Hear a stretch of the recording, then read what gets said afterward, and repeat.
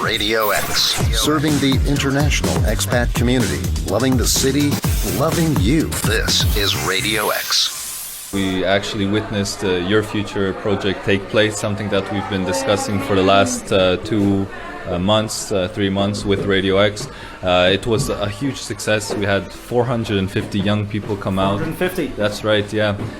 We had a volunteer force driving this project of over 100 people, including 20 people from the organizing committee, 44 CV assessors volunteering their free time on a Saturday morning.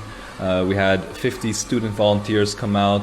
We had speakers, volunteer workshop leaders. We had just a whole, mass of people who believed in this project and were dedicating their free time in order to help tackle youth unemployment in Belgium and in Brussels particularly, which is quite inspiring for me. It allows me to know that I think we've done a good job. We've delivered on what we promised, which was to help young people in these difficult times, and we did it as volunteers, taking action really from the grassroots. And in my opinion, therefore, the project was a success, and we're looking forward to helping more young people into the next one. I also have standing beside me Larry Moffett, who's the Vice President of the European Young Innovators Forum, and you were a participant on the day with the Your Future event? Yes, I was. It was the third time that I participated, and I was really glad to do it. I think Kamil has done a fantastic job, he and his team. My organization, which tries to help young people in Europe to be innovative and develop their own projects, we completely share the objectives of Kamil and his event. So I was happy to participate once as a speaker and now twice as a CV assessor. And so reviewing the CVs of young people, highly qualified, highly talented, but who are facing a very tough job market. Is it the case that young people, when they come out of college, that, I'm not sure about Belgium as such, but maybe you can give us a bit of insight into it, and maybe other areas of Europe too if you happen to know, but is it that young people, when they come out of college, they really don't know what they want to do? They might have studied a particular course, and arts degrees especially, or maybe a particular business course, but they end up doing something different, or they don't end up tailoring their CVs correctly. Is that really the case? I believe that at least the CVs that I saw, I was really impressed with their qualifications, and I think that in a normal job market, in a better economic situation, they would have no problem finding a job. It's just that it's an extremely tough competitive market, and so every little advantage that you can get by tweaking your CV can really help. And so I did see that some of them did need some help to improve how they present themselves, because that's really key. They've worked hard to get their degree, they've done internships, and now they have to really push to find the job and to beat out other candidates, because it is very competitive. And how many people roughly were involved in this whole project, in the organisation and the carrying out of the Your Future event here in Brussels?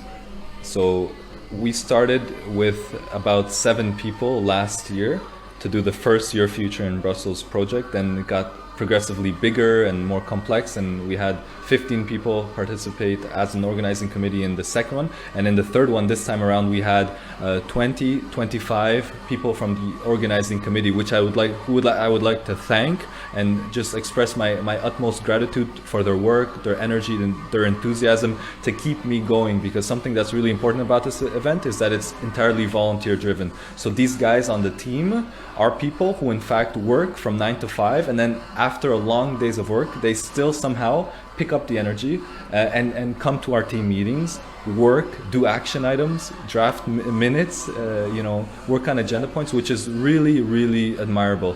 And working with such an enthusiastic team makes me really happy, and I'm really, really glad. During the actual Your Future in Brussels weekend, in parallel to that grassroots project, we were also working on a very international project, which was the Leadership Summit, which we spoke about a few times. And that Leadership Summit aimed to bring together young people, young leaders, activists from all across Europe who share the values that we have in terms of the project, and teach them about this project, the concept, our best practices, in order for them to then go back home and be able to implement this project on their local level. So we had that Leadership Summit on November 29th, 30th, and also December 1st. And there we had the participation of 80 people representing 24 different member states. Now those young guys are in touch with us, they're in touch with each other, and now they feel inspired to do what we've done, what we've achieved here in Brussels on a local level back home. And that's, I think, the key outcome for what we do in terms of on a higher level, in terms of inspiring young people to create more change on their local level. And this is what we want to achieve through this Leadership Summit, and this is what we're really looking forward to in May 2014, which is like a date that we've set during the Leadership Summit, whereby we will organize events all across Europe, many Your Future in Brussels projects, but in Copenhagen or in Rome or in Warsaw or in Milan, and we're going to do it together, working with these young people in order to create this network and to sustain our motivation and sustain the awareness on this very important issue of youth unemployment.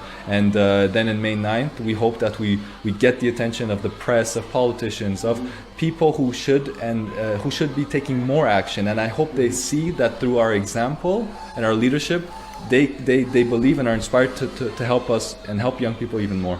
Is it handy that the European elections will be around the same time?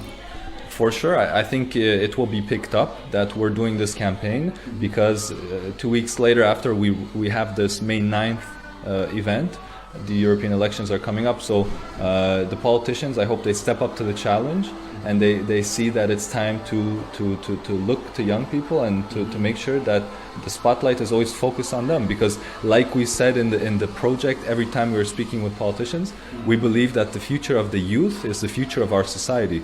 And that's what we need to be thinking, us, but also the politicians. Your future shapes our future. You know, that's the goal of the campaign as well. Not to sound too cynical about it, but politicians in their pre-election run will offer you the earth, moon, stars and sun to get elected. So is it a case of keeping up the pressure after they get their seats? Absolutely. That's going to be a goal moving into the May 9th event, but also afterwards. That hasn't been really thought out yet. We take it one step at a time. Let's see what May 9th brings, and start reassessing the situation in order to plan adequately and take the necessary actions to sustain awareness on this issue of youth unemployment. It's easy to be cynical and skeptical of a bunch of young, crazy kids like us taking action into our own hands and helping our fellow young people, because it's not something everybody does on their day-to-day level. But what I would encourage you to look at is the other side of the coin, not the skeptical part, but the optimistic part, the one that says that yes, we can create change, we can make projects like the one that we've done here in Brussels all across the world and help local people suffering from the conditions of youth unemployment. And we've done it. We've shared this project because we believe in the young leaders that have come to the Leadership Summit in order to move forward. We didn't want to be skeptical that they can't do it, or they should give up, or they should just yield to the political agreements at hand, but that they can take action into their own hands. And that's what we believe. This is Radio X.